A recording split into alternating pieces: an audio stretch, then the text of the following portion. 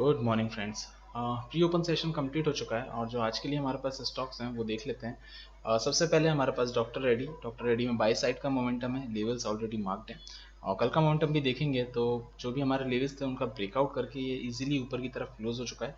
इसी वजह से इसमें बाय साइड का एक हाई को लेके हम जाना चाह रहे हैं आज के लिए। नेक्स्ट है हमारे पास एस्कॉर्ट्स। तो अगेन ये भी हमारे पास बाय साइड के लिए रहेगा और क्लोजिंग इसका ऊपर था, ओपनिंग आज नीचे हो रहा है, तो इसी वजह से एक ब्रेकआउट अगर मिलता है तो वो बहुत अच्छी चीज़ है इस लेवल पे, नहीं तो जो भी पैटर्न होगा वो मैं आपको अपडेट करता हूँ। तो वेट करते हैं गाइस। स्टॉक से हमारे पास हाइपोथेसिस है, लेवल है, तो जो भी स्टडी लाइव में होती है या सीखने लायक जो भी मिलता है मुझे वो मैं आपको अपडेट करता हुआ चलता हूँ। Welcome back friends. Doctor ready को देखते हैं। तो जो हमारा लेवल था वहाँ से हमें ये समझ में आ रहा है कि इसमें बाइंग इनिशिएट हुई है उस लेवल के नीचे और अब जो क्लोजिंग है वो या तो हमें यहाँ मिलेगी और अगर यहाँ मिलती है तो एक रिट्रेस होना चाहिए हमारे लेवल पे या फिर इस लास्ट टेस्ट बार पे। ये दोनों जगह हैं इसके रिट्रेसमेंट के लिए। अगर यहाँ नीचे क्लोज होता है तो फर्स्ट कैंडल के नीचे। दूसरा एक केस ये हो सकता है कि ये करंट कैंडल फर्स्ट कैंडल के ऊपर ही क्लोज हो जाए। अगर ऐसा होता है तो फर्स्ट कैंडल के हाई पे ही इसकी एंट्री बननी चाहिए। तो ये दो चीज़ें थी, इसको वेट करते हैं। Welcome back friends. तो डॉक्टर रेड्डी में जो दो चीज़ें डिस्कस की थी उसमें साफ दिख रहा है जो फर्स्ट केस था वो तो हुआ नहीं, सेकंड कैंडल ने क्लोजिंग ऊपर दिया है और जो डिसाइडेड एंट्री होनी चाहिए थी इसकी वहीं से एक मोमेंटम इसमें स्टार्ट हुआ है। तो हालांकि ये ट्रेड मिस हो चुका है, हम इसमें कर नहीं पाए ना ही लेवल पे ना ही सेकंड एंट्री पे, बट इसको फॉलो करते हुए चलेंगे कि क्या इसमें सीखने लायक हो सकता है। Welcome once again friends. तो डॉक्टर रेड्डी में जो जो चीज़ें हुई हैं उनको देख लेते हैं, एक बार समझ लेते हैं। बहुत कुछ है इसमें सीखने लायक। तो सबसे पहले हमारे पास स्टॉक था, प्री ओपन में हमारे पास लेवल्स थे और एक हाइपोथेसिस था। तो हमारे लेवल से उसमें ऐसा जंप आया कि हम उस लेवल पे एंटर नहीं कर पाए। अगर वहाँ पर रुकता, कोई पैटर्न बनाता तो डेफिनेटली उसी के पास हम एंटर करने की कोशिश करते। उसी के साथ जब ऐसा हो रहा था तो सेकंड कैंडल जब बन रही थी तब हमने दो कंडीशंस बनाई थी रिट्रेसमेंट के लिए और एंट्रीज के लिए। तो वो दोनों कंडीशंस हमने देखी। फर्स्ट कंडीशन फेल हुई, सेकंड कंडीशन हमारी पास हुई। तो हमें पता था कि फर्स्ट कैंडल के हाई से इसमें एक मोमेंटम आना चाहिए और ट्रेड इनिशिएट होना चाहिए। तो वो एक जगह थी जहाँ पर हम एंटर कर सकते थे कुछ इस जगह पे। सेकंड थर्ड कैंडल में अगर आप देखेंगे तो उसने कल के हाई को भी ब्रेक किया, राइट, वो मैंने मार्क कर दिया।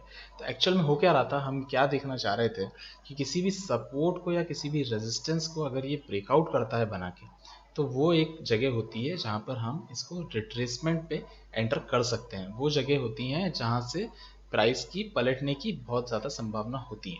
तो ये तीनों एक्चुअल में जो जो लेवल्स हमें मिले वो तीनों बता दिए हैं मैंने आपको। एक हमारा लेवल था, एक टेस्ट बार था, एक कल का हाई था, एक फर्स्ट कैंडल का हाई था। जो जो ब्रेकआउट होता जाएगा वही इसके रिट्रेसमेंट पॉइंट बनेंगे और प्राइस को एसएल की तरफ जाने से रोकने चाहिए। ये हो गया। अब यहाँ से मान लेते हैं कि अगर इस ट्रेड में होते हम और अगर ये ट्रेड में हम ट्रेड कर रहे होते कल के हाई पे या फर्स्ट कैंडल के हाई पे, तो इसका टारगेट होता ऊपर की तरफ। इसको हम डायरेक्टली ऐसा नहीं मान सकते क्योंकि जिस तरीके की कैंडल बनी है, जो एक डेढ़ घंटे का इसमें जो ट्रेड हुआ है अभी तक, उसमें भी कुछ सपोर्ट और रेजिस्टेंस का फॉर्मेशन हुआ है। तो अब जो है हमारा लेवल को हम डायरेक्ट टारगेट मान के नहीं छोड़ सकते।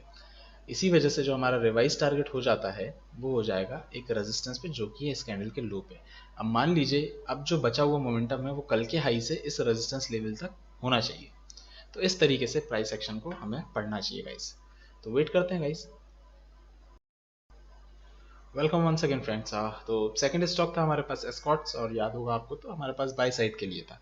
तो जैसा भी मोमेंटम हुआ वो दिख सकता है आपको और इंट्राडे का लो बना है रिजेक्शन के साथ। जो भी हमारे एंट्रीज हैं वो फेवर कर रही हैं अपसाइड के लिए।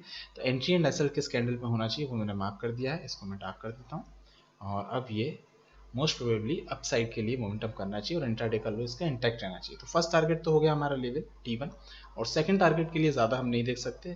जो ये फर्स्ट रेजिस्टेंस बड़ा वाला बना था उसी कैंडल के हाई पे रहेगा 1495 के पास, ये हमारा T2 रहेगा। तो वेट करते हैं गाइस इसके मोमेंटम के लिए। और डॉक्टर रेडी जो था हमारा उसका मोमेंटम कुछ इस तरीके से हुआ। जो इसको ट्रेवल करना चाहिए था, किस जगह से करना चाहिए था, कैसे करना चाहिए था, वैसा इसने किया है। ठीक है, तो वेट करते हैं, जो एस्कॉर्ट्स में होता है मैं आपको अपडेट करता हूँ। Welcome once again friends. तो स्कॉट का मोमेंटम कुछ इस तरीके से रहा जैसा प्रिडिक्टेड था मोमेंटम के लिए वैसा ही हुआ। एंट्रीज के लिए बहुत टाइम दिया इसने, बहुत सारी तरीके हो सकते थे एंट्री करने के लिए, कन्विक्शन पे भरोसा रखना था और एंटर करना था। T1 के लिए हमने अपना हमारा लेवल रखा था और T2 के लिए जो मेन रेजिस्टेंस आज का इंट्राडे का बना था वही था, कोई बहुत ज़्यादा दूर नहीं था। ठीक है, अभी अगर ये लेवल के ऊपर क्लोज होता है तो कल के लिए भी इसमें बाय होना चाहिए, और अगर लेवल के नीचे क्लोज हो जाता है तो फिर इसमें हमें सोचना पड़ेगा कि कल क्या करते हैं। तो thank you so much guys, ये था आज का ट्रेड।